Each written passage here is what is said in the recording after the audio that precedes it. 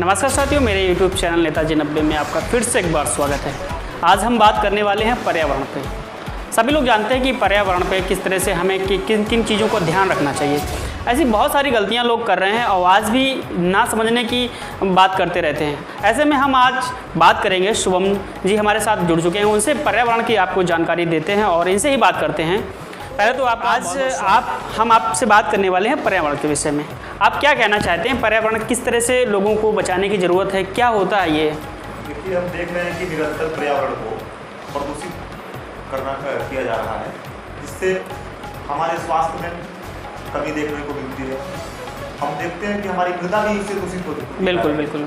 जिससे कि हमारे किसान भाइयों को अच्छा अनाज तो पैदावार तो हो जा रहा है, लेकिन इससे इफेक्ट पड़ता है मानव जीवन पे।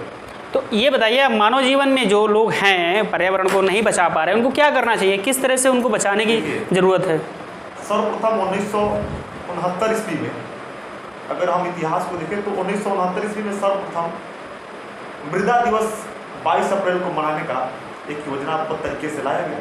लेकिन ठीक 1970 ईस्वी में प्रथम बार 22 अप्रैल को मृदा दिवस के रूप में मनाया गया, और उस साल के बाद से हर वर्ष लोगों को जागरूक करने के लिए मृदा दिवस के रूप में 22 अप्रैल को मनाया जाता है। जैसे कि हम देखते हैं कि जो हमारे वहाँ किसान खाद डालते हैं, अब इंग्लिश खाद जैसे DAP, यूरिया आदि का ज़्यादा प्रयोग कीटनाशक का हो रहा है, लेकिन हम ब्लॉक स्तर से देखते हैं तो वो जो हमारी उर्वरा शक्ति है इसको जो है कि मार देती है। इसलिए वो लोग जो है कि गोबर के खाद पे ज़्यादा ध्यान देना चाहिए।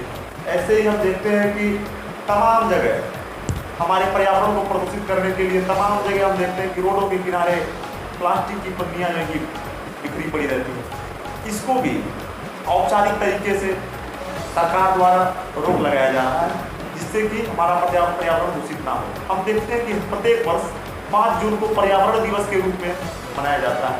इसमें सरकार एक लक्ष्य रखती है कि इतना लाख पौधा लगाया जाए, जिससे कि हमारे पर्यावरण को सुरक्षा मिल सके, क्योंकि पौधा रहेगा तभी तो अब एक जो है कि बारिश लाने का एक साधन होता है पौधा। इसलिए सरकार हर वर्ष 5 जून को एक मुहिम के माध्यम से पौधा लगाने का। तो पर्यावरण में कौन कौन सी चीज़ें आती हैं, लोगों को आप वो भी बताइए। देखिए, पर्यावरण की हम बात करें तो पर्यावरण का मतलब हमारे आसपास के जो वातावरण है उसमें जितनी भी चीज़ें दिखाई दे रही है हमारे पर्यावरण से रिलेटेड है, और उनकी सुरक्षा करना हमें अनिवार्य है। ये हमें व्यक्तिगत रूप से करना चाहिए, ये नहीं कि कोई थर्ड पार्टी आके करेगा या गवर्नमेंट करेगी, नहीं। अगर हम पर्यावरण की सुरक्षा करते हैं तो कहीं ना कहीं पर्यावरण हमारे लिए लाभप्रद साबित होगा। जैसे हम ज़्यादा से ज़्यादा अपने आसपास पौधे लगाएं। अपने जो किसान भाई हैं वो अपने खेतों में ये जो कार्बनिक और ये नई नई खादें आ रही हैं, इसका तो उपयोग कर रहे हैं तो पैदावार ज़्यादा हो रहा है, लेकिन उनकी उसके साथ साथ जो उर्वरा शक्ति है वो कम होती जा रही है। इसलिए वो लोग ज़्यादा जो है इस पर ध्यान न दें, तो थोड़ा ये जो ब्लॉक से तो आप हमें एक और लोगों को ये जरूर बताइए आप कि पर्यावरण कितने प्रकार के होते हैं, किस तरह से होते हैं और क्या क्या होता है? देखिए, पर्यावरण को प्रदूषित ये जो फैक्ट्रियाँ ये पॉलीथीन्स हैं, इनके द्वारा पर्यावरण प्रदूषित हो रहा है। तो पर्यावरण का माध्यम हमारा जैसे वायु है, ये पर्यावरण का माध्यम है, पेड़ है पर्यावरण के माध्यम है, जल है पर्यावरण के माध्यम है। हम देख रहे हैं कि ये तीनों प्रभावित है। जल दूषित हो रहा है, जिससे कि जल शक्ति हमारी क्षीण होती जा रही है। हम देख रहे हैं कि पहले आज से 38 वर्ष पहले का अगर इतिहास देखा जाए तो लोग देखते हैं कि उस समय स्वच्छ पानी था, सब कुछ था सिस्टम। तो बिस्लेरी एक ऐसी कंपनी है जो आज से 38 साल पहले अपना पानी का प्रोडक्ट लाई, जो कि लोग कहते थे कि ये सक्सेस नहीं होगा। हम आज देख रहे हैं कि प्रत्येक व्यक्ति ये जो बिस्लेरी का पानी है या जो मिनरल वाटर्स है इस पर आधारित है। तो कहीं ना कहीं ये एक ऐसा परिणाम है जो कि लोगों को प्रभावित कर रहा है कि लोग इसके प्रति अनुकूल नहीं है। अगर अनुकूल होते तो प्रदूषण नहीं फैलाते, तो जल प्रदूषित नहीं होता। बिल्कुल। हम देख रहे हैं कि सरकार औपचारिक तरीके से नमामि गंगे योजना चला रही है, इसके माध्यम से गंगा को स्वच्छ रखने का एक लक्ष्य बनाया जा रहा है। तो ये कहीं ना कहीं सरकार तो कर ही रही है, हम लोग को व्यक्तिगत रूप से आगे आना चाहिए और ये कहना चाहिए प्रत्येक व्यक्ति को कि आप लोग पानी के प्रति सचेत रहें और गंगा की सफाई, अपने आसपास के नाले, कुएं और जल संसाधन जितने भी हैं उनको स्वच्छ रखने में मदद करना चाहिए। तो वो लोग कैसे स्वच्छ उसको रख सकते हैं? देखिए, जो हम देखते हैं कि गंगा में ये जो भी डस्ट होता है उसको डाल दिया जाता है, पानी बहा दी जाती है। ऐसे जो कार्य होते हैं इसको रोक लगाना चाहिए ताकि गंगा जल का जो जल है वो स्वच्छ रह सके। ऐसे हम देखते हैं जो हमारे आसपास नदी तालाब हैं उसमें भी लोग कूड़ा कबाड़ ला के डाल देते हैं, नाले का पानी बहवा देते हैं।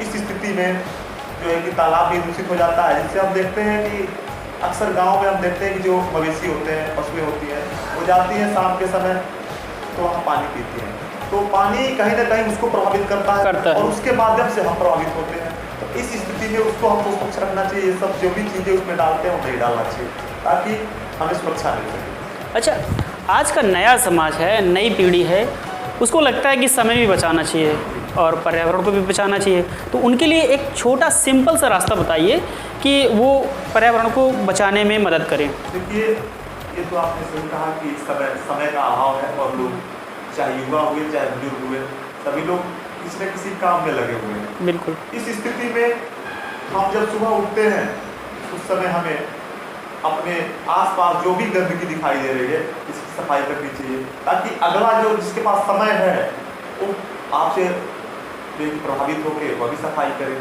हम देखते हैं कि तमाम लोग ऐसे हैं जो है कि अनौपचारिक तरीके से संगठन चलाते हैं, जो संगठन पर्यावरण को प्रदूषित होने से बचाने के लिए लोगों को जागरूक करता है।